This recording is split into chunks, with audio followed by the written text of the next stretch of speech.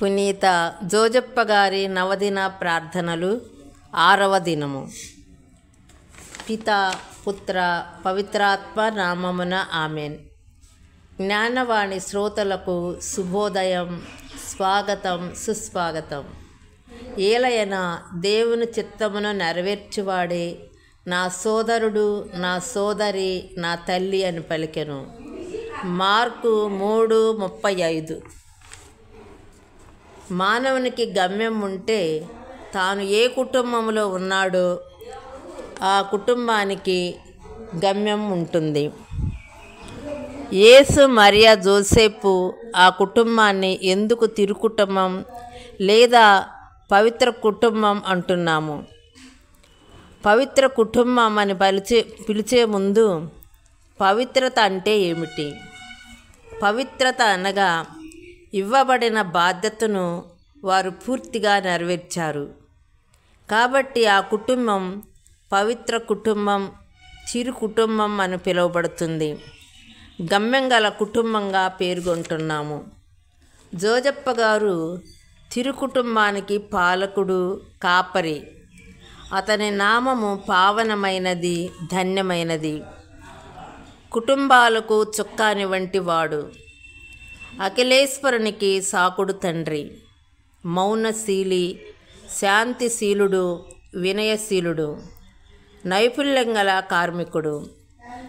యేసు ప్రభుని అక్కున చేర్చుకొని లాలించి అన్ని విధాల తండ్రి బాధ్యతను నెరవేర్చిన ప్రేమమూర్తి, సేవామూర్తి. దైవచిత్తాన్ని అంగీకరించిన మహనీయుడు, సేవా తత్పరుడు. జేసునాథునికి చేసిన సేవ. జోజప్ప గారు సర్వలోక నాయకుని ఈ లోకములో పరామర్శించి సంరక్షణ చేసినారు.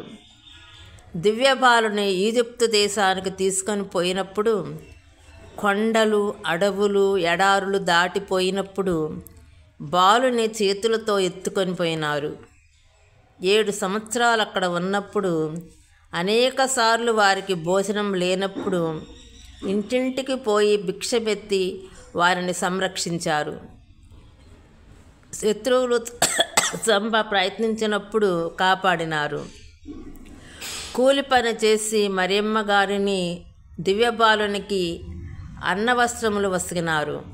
30 సంవత్సరాలు యేసుతో కలిసి జీవించినప్పుడు కర్త యొక్క అమృతమైన వాక్కులు, అద్భుతమైన క్రియలు, ఉత్తమమైన విధేయత్వమును చవిచూచారు జోజప్ప గారు. జోజప్ప గారు ఇలా చెప్తున్నారు మనందరికీ.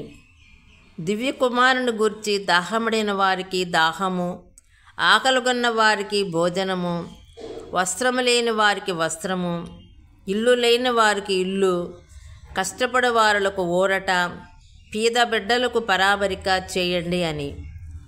ఎంతవరకు నీవు నేము అందిస్తున్నాం ఆలోచించాలి. అవసరాలలో ఇతరులను ఆదుకొని దయ, ప్రేమ, కరుణ చూపాలి.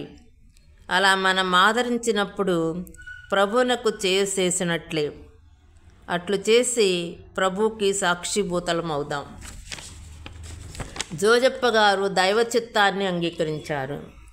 దావీదురాజు గోత్రములో జన్మించిన రాజరికము మహారాజు తనమునకు ఆశింపక పరలోక రాజునకు సేవ చేయటం, పేదరికములో జీవించటం దేవుని చిత్తమని వడ్రంగి పని చేశారు.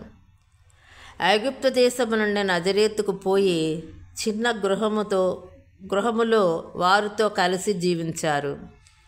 వారు దైవచిత్త ప్రకారం చేతి పనులు చేసి సంతోషంతో జీవించారు. దైవ చిత్తాన్ని అంగీకరించి ప్రభువుకు నిజమైన పాలకుడుగా దగ్గరైనారు. మనం కూడా ప్రభు చిత్తాన్ని నెరవేర్చుతూ ప్రభుని హృదయంలో నిలుపుకుందాము. జోజప్ప గారు శ్రీసభ పాలకుడిగా, కన్యాశ్రీల సంరక్షకుడిగా ఎన్నో సహాయాలు చేశారు. విజ్ఞాపనలు నెరవేర్చే దైవానుగ్రహం ఉంది. మధ్యస్థ ప్రార్థన ద్వారా అనేక సమస్యల నుండి పరిష్కరించి అద్భుతాలు చేసినారు అని జోజప్ప గారిని గురించి చెప్తూ ఉంటారు. అద్భుతము. పునీత ఫ్రాన్సిస్కు సభ కన్యాశ్రీలు తల్లిదండ్రులు లేని బిడ్డలను ఆదరించి అన్నవస్త్రములు ఇచ్చి వారికి కావలసిన చదువు నేర్పించుచుండగా ఒక మఠమున డబ్బు తక్కువైనందువలన కొంతమంది బిడ్డలను మఠము నుండి పంపవలసి వచ్చెను.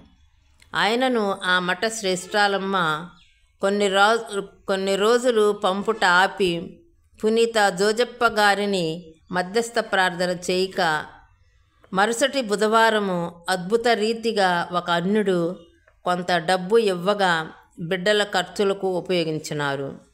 మరొకరు బట్టలు తెచ్చి ఇవ్వగా బిడ్డలకు కావలసిన వస్త్రములు కుట్టించినారు. ఈ విధముగా కన్యాశ్రీల యొక్క సమస్యలను తీర్చినారు జోజప్ప గారు. ప్రార్థన. మంచి మరణమునకు మాతృకైన పునీత జోజప్ప గారా, మాకు మంచి మరణము దయచేయండి. ఆమేన్.